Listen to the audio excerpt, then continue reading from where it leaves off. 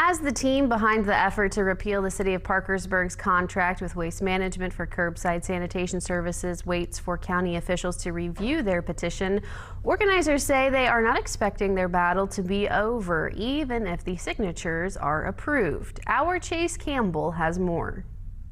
The committee seeking to repeal the City of Parkersburg's sanitation service contract with Waste Management submitted almost 2,000 additional signatures last week following a court-ordered cure period for their petition.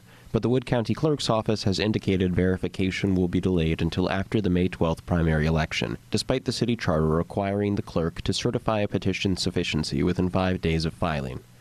County Clerk Joe Gonzalez did not respond to a request for comment on the verification process. Petition Committee member Eric Engel said the group understands that the county clerk has an election to administer and has not pushed back hard on the delay. It's not something I think the committee has gotten real bent out of shape about, because we understand the county clerk does have an election coming up to administer that would take precedent. Organizer Jack Jones was more pointed. I do think it takes away from the democratic process.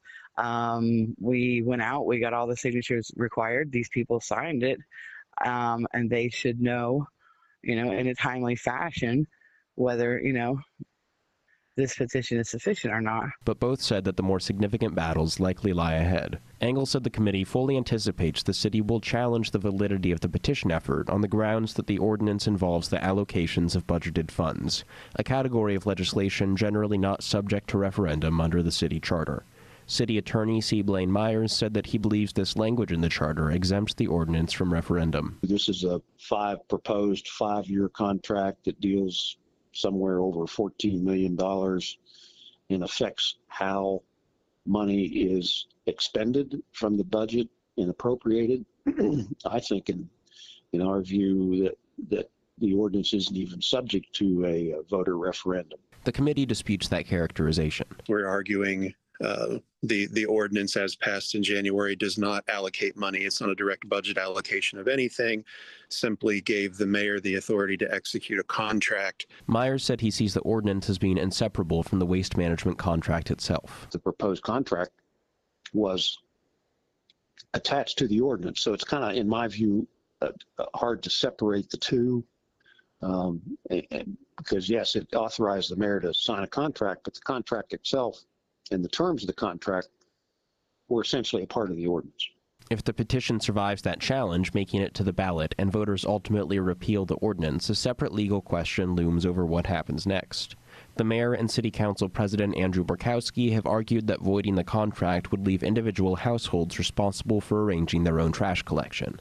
West Virginia state code requires West Virginia residents to either subscribe to and use a solid waste collection service or properly dispose of their waste themselves at least once a month. Anyone who fails to do one or the other can face civil or misdemeanor penalties. The code section makes no mention of municipal obligations. Engel said the committee has discussed the scenario with its attorney but has not yet reached a firm conclusion. That's still something to be determined and something that will probably have to be litigated as well. Engel said it's unclear whether repealing the ordinance would cause the state code to apply or simply revert the charter to the language it contained before Article 955, the section covering solid waste disposal, was amended to reflect the waste management contract.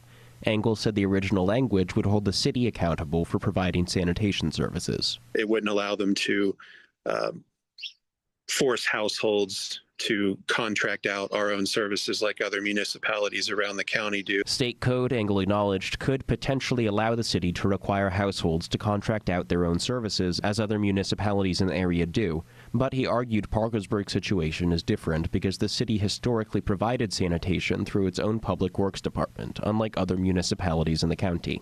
They never had charter language in their founding documents that forced them to or compelled them to provide sanitation services directly as cities. They've just been doing it this way from the get-go. In the meantime, the committee says it is confident that the cured signatures will be validated and that voters will have the chance to weigh in on the waste management contract in November. City Council could also vote to repeal the ordinance outright, a possibility Engel acknowledged but said the committee does not expect. In Parkersburg, Chase Campbell, WTAP News.